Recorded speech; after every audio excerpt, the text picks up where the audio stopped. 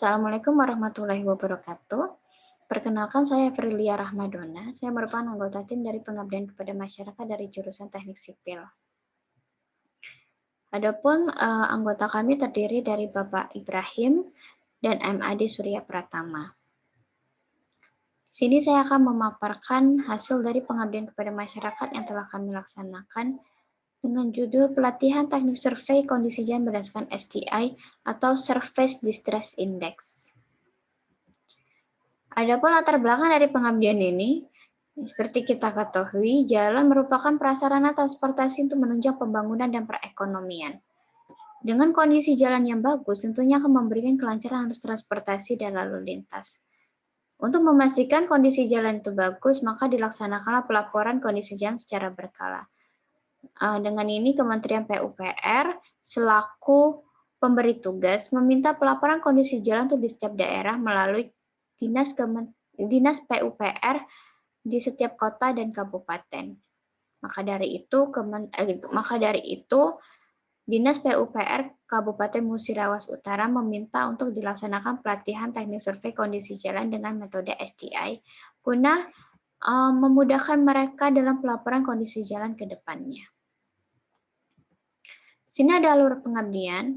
Kita melihat permasalahan dari mitra. Selama ini pelaporan kondisi jalan masih dilaksanakan secara manual atau dengan metode biasa dan cenderung tidak praktis. Banyak survei di Dinas PUPR Kabupaten Musirawas Utara belum mengetahui teknik survei dengan metode SDI ini. Dan mereka mengalami kesulitan selama ini dalam melaksanakan pelaporan kondisi jalan. Maka dari itu, mereka meminta untuk diadakan pelatihan survei kondisi jalan dengan metode SDI.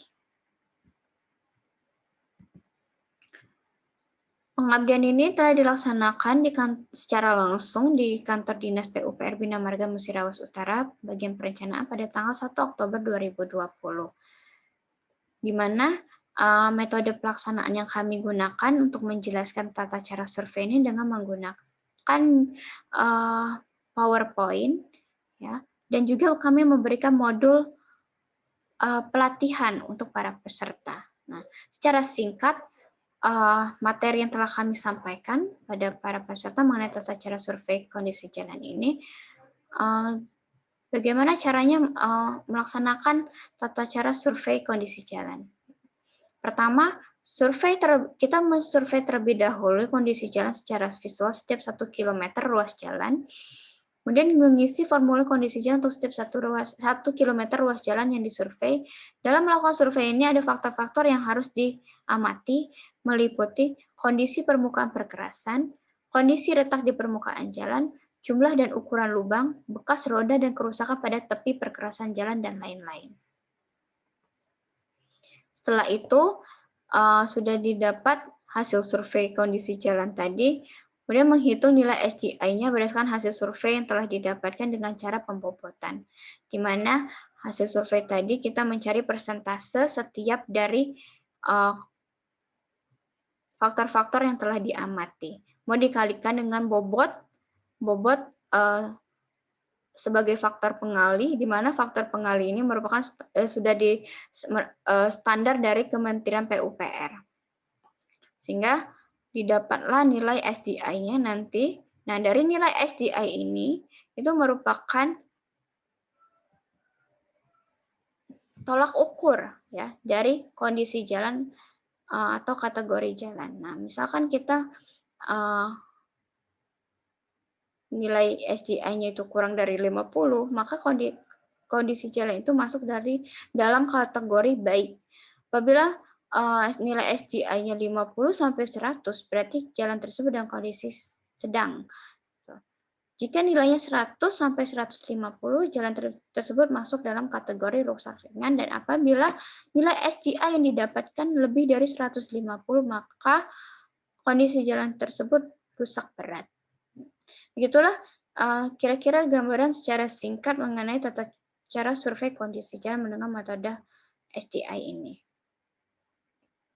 Setelah sesi penjelasan mengenai tata cara survei kondisi jalan ini, kami memberikan kuesioner kepada para peserta untuk mengevaluasi pemahaman mereka pasca pelatihan ini. Jadi kesimpulan dari kegiatan pengabdian yang telah dilaksanakan ini di Dinas PUPR Kabupaten Musirawas Utara berjalan dengan lancar dan diikuti oleh 15 peserta pelatihan. Pelatihan diikuti dengan semangat dan antusias oleh peserta. Dan berdasarkan hasil kuesioner evaluasi tentang pemahaman materi oleh peserta pasca pelatihan, 50% peserta menyatakan telah memahami mengenai teknik survei kondisi jalan berdasarkan STI. Nah, dari hasil evaluasi ini bisa dilihat bahwa lebih dari 50% mereka menyatakan untuk kejelasan materinya sudah bagus dan pemahaman materinya lebih dari 75%. Jadi kesimpulan yang kami dapatkan, diharapkan setelah pelaksanaan pelatihan ini bisa memudahkan Dinas PUPR Kabupaten Musirawas Utara dalam melaksanakan pelaporan kondisi jalan ke depannya. Tidak hanya ini saja harapan kami untuk pengembangan pengabdian ini, kami tidak hanya ingin memberikan pelatihan di Dinas PUPR Kabupaten Musirawas Utara saja, tapi diharapkan nanti ke depannya kami bisa memberikan pelatihan untuk di perusahaan yang berhubungan dengan survei kondisi jalan. Dan juga harapan kami ke depannya bisa memberikan pelatihan kepada para mahasiswa. Ini gambaran singkat dari survei dari pengabdian yang telah kami laksanakan, ya. Baiklah, demikianlah paparan yang saya sampaikan.